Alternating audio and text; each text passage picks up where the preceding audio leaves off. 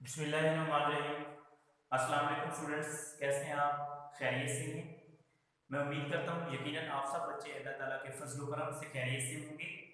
Students, chapter number 17 physics of solid FSc physics part 2, chapter number 17 physics of solid.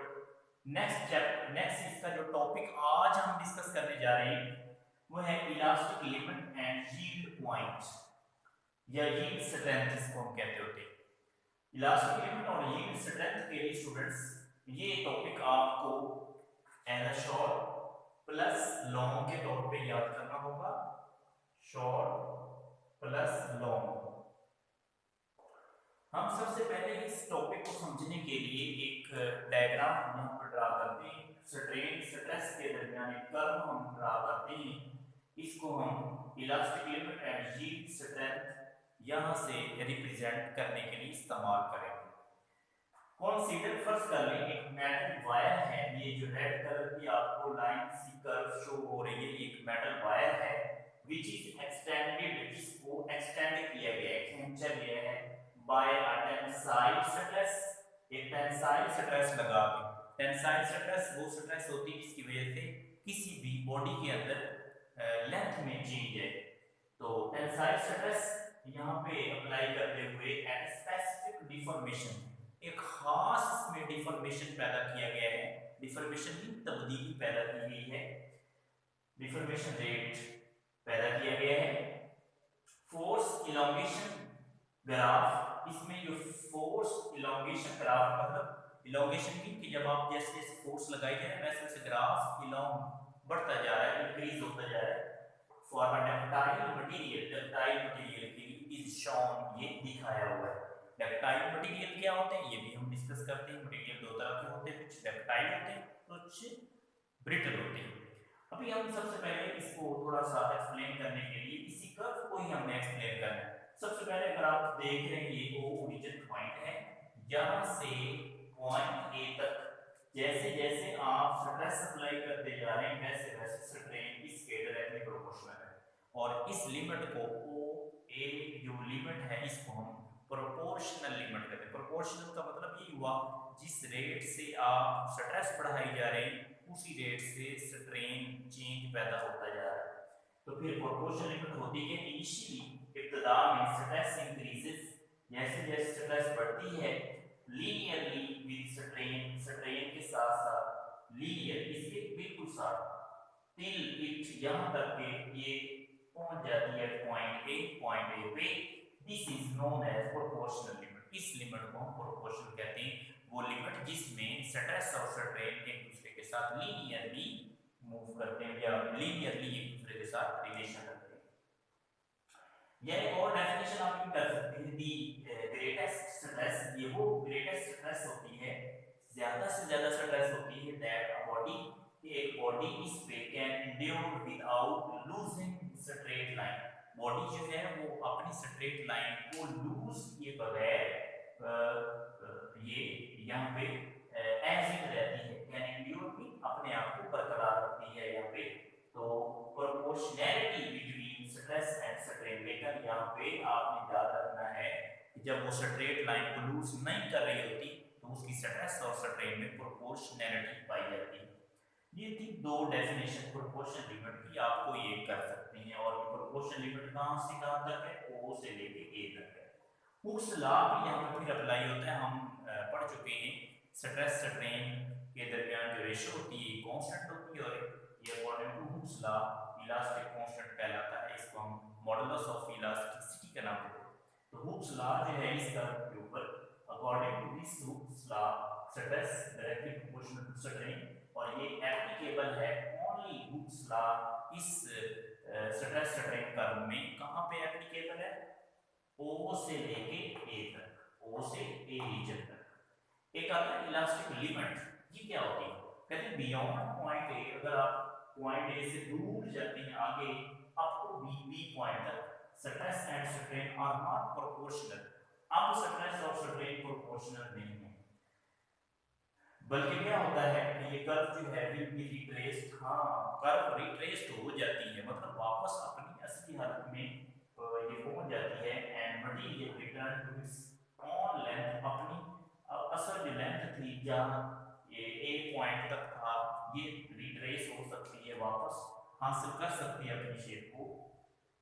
तो फिर इस reason को हम क्या कहते हैं, इलास्टिक लिमिट कहते हैं। इलास्टिसिटी कल हमने पढ़ा, ये एबिलिटी ऑफ अ बॉडी होती है जिसमें अगर एक बॉडी के ऊपर स्ट्रेस आप लगा रहे थे उसको रिमूव करें, बॉडी वापस चली जाए। तो फिर ये इलास्टिक लिमिट भी इसी सेंस में हम ये कह सकते हैं कि पॉइंट ए से हम गए पॉइंट बी तक और फिर स्ट्रेस अप्लाई करते हुए गए, जैसे हमने स्ट्रेस रिमूव की बॉडी वापस अपनी ओरिजिनल लेंथ में आ जाए, इसको हम इलास्टिक लिमिट कहते हैं। और इसको हम शो करेंगे सिग्मा ई से, और ये पॉइंट बी से पहले पहले है।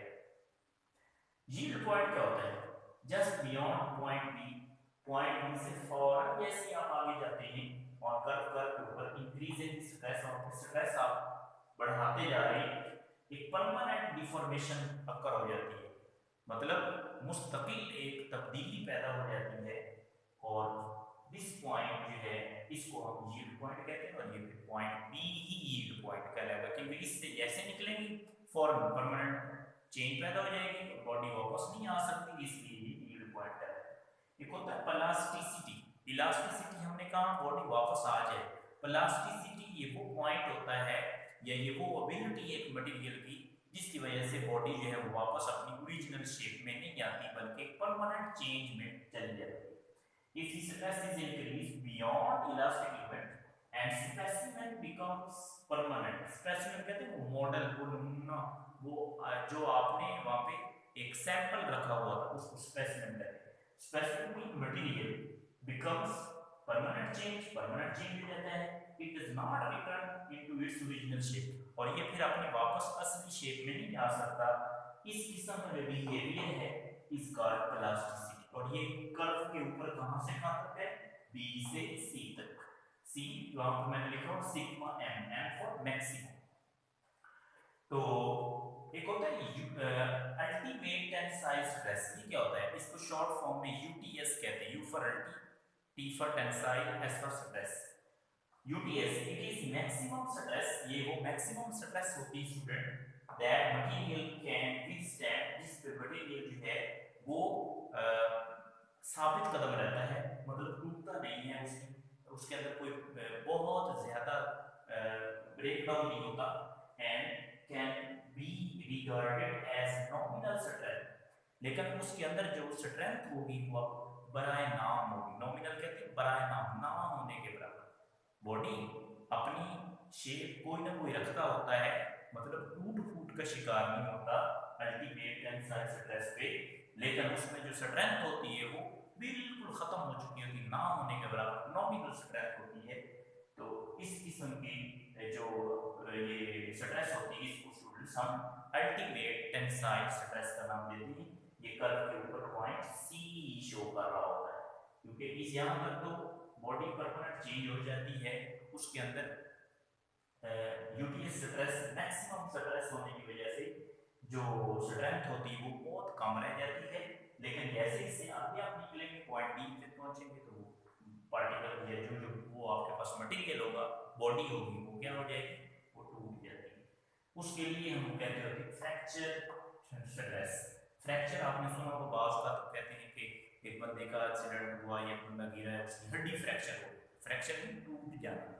तो वंस पॉइंट सी, एक दफा जब जैसे आप पॉइंट सी को क्रॉस कर जाते हैं ऑन द कर्व के ऊपर क्रॉस करते हैं, देन मटेरियल ब्रेक्स, मटेरियल टूट जाता है एट पॉइंट डी तक पहुंचते, that is called fracture limit. इसको हम फ्रैक्चर लिमिट कहते हैं या फ्रैक्चर स्ट्रेस कहते हैं। मटेरियल दो तरह के होते हैं स्टूडेंट्स, डक्टाइल मटेरियल होते हैं और कुछ ब्रिटल मटेरियल होते हैं। डक्टाइल मटेरियल वो मटेरियल होते हैं अंडर प्लास्टिक डिफॉर्मेशन, जो प्लास्टिक डिफॉर्मेशन तक, मतलब यहाँ पे परमानेंट चेंज जहाँ पे होता है वहां तक जाते हैं, और इसके बाद अंटिल दे ब्रेक वो टूट जाते हैं। ऐसे मटेरियल को हम डक्टाइल मटेरियल कहते हैं। इनकी एग्जांपल होगी लेड, कॉपर वगैरह। कुछ होते हैं ब्रिटल मटेरियल, ये वो मटेरियल्स होते हैं जो कि ब्रेक कर जाते हैं, टूट जाते हैं कब, जस्ट आफ्टर इलास्टिक लिमिट।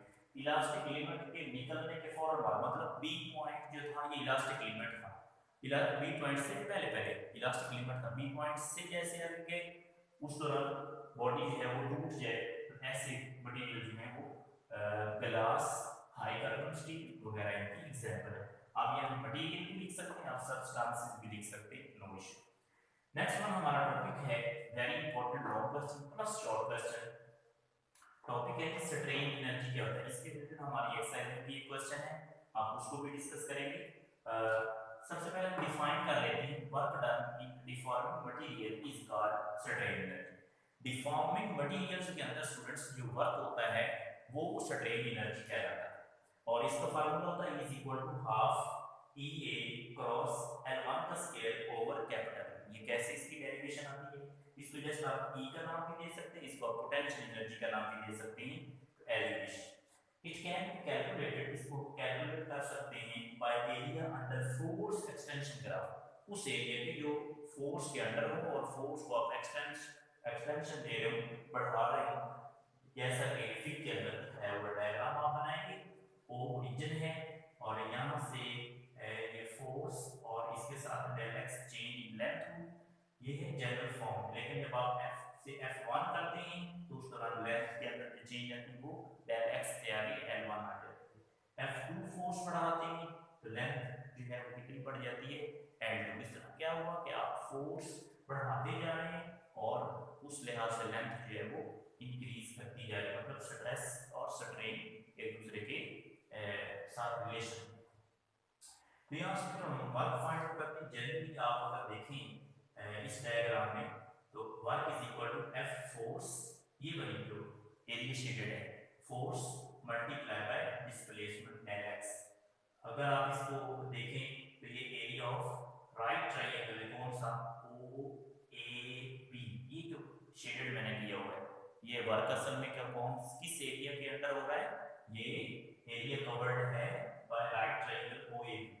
और राइट ट्रायंगल का जो एरिया होता है वो किस इक्वल होता है, या ट्रायंगल का जो एरिया होता है वो half length multiply by width होता है, या बेस मल्टीप्लाई बाय हाइट होती है। तो आपके पास यहाँ पे क्या आ जाएगा, हाफ एज इट, जो आपके पास यहाँ पे हाइट है वो है f1, और जो आपके पास इसकी बेस है वो आपके पास है L1, f1 L1। O A B के अंदर फोर्स क्या है f1, इसको हम हाइट का नाम दे देते हैं, और ये आपके पास बेस है O से A तक जो कि L1 है। अब हमें F1 चाहिए, नो इशू। ये जो वर्क हुआ ये असल में फॉर्म ऑफ पोटेंशियल एनर्जी है। आप इस वर्क W की जगह PE पोटेंशियल एनर्जी लिख सकते हैं, बाकी ये है इक्वेशन नंबर 2 कहलाएगा। इलास्टिक मॉडुलस आपने सुना होगा, कल लास्ट टॉपिक में हमने डिस्कस किया था मॉडुलस ऑफ इलास्टिसिटी। ये क्या होती है, रेशियो होती है स्ट्रेस ओवर स्ट्रेन। आपके पास यहाँ पे स्ट्रेस क्या है, F1 फोर्स ओवर एरिया, ये जो शेडेड एरिया A, और जो ओरिजिनल लेंथ है वो कैपिटल L है, उसके अंदर जो चेंज आई थी वो क्या है L1। तो उस रिलेशन से हम इसको निकालते हुए हम यहाँ पे लिखते हैं F over A into L1 over L, लेकिन डिनोमिनेटर का डिनोमिनेटर एक स्टेप ऊपर शिफ्ट होगा, F1 L into L1 A आ जाएगा। यहाँ से F1 की वैल्यू निकालने तो L1 A इधर डिवाइड हो रहे हैं राइट साइड पे, लेफ्ट साइड पे E के साथ मल्टीप्लाई होते हैं। ये देखिए F1 जब आप फाइंड आउट करेंगे तो E के साथ L1 और A मल्टीप्लाई हो जाएंगे, कैपिटल L डिवाइड हो जाएगा। Put this value in equation 2। Equation 2 में जहां पे F1 है वहां पे ये जो F1 की वैल्यू है स्टूडेंट्स, ये हम पुट कर देते हैं। जब F1 की जगह आप ये वैल्यू पुट करेंगे तो L1 मल्टीप्लाई L1 का square EA over capital L, ये हमारे पास फाइनल मैथमेटिकल फॉर्म आ जाएगी स्ट्रेन एनर्जी की, जो कि हमने यहाँ पे स्टार्ट में फॉर्मुलाइज कर दिया। अब कहते हैं कि अगर आप मजीद एक्सटेंशन बढ़ाते हैं कहाँ से, L1 से L2, तो इसके बाद जो आपके पास वर्क आएगा वो असल में किस एरिया के इक्वल होगा, work done equal to area of trapezium. ये जो एरिया आपके पास इस तरह का शेप बन रहा है OHG, ये रेड इतना सा ये वाली शेप है, ये शेप कहलाती है ट्रेपीजियम। इस तरह की शेप को ट्रेपीजियम कहते हैं, और ये इस एरिया को शो कर रहा है OHG। इस तरह से स्टूडेंट्स आपके पास strain energy work done in deforming material जो आपके पास टॉपिक था ये कंप्लीट हुआ। आपने बड़े अच्छे तरीके से इसको याद कर लेना है, और इंशाल्लाह नेक्स्ट टॉपिक में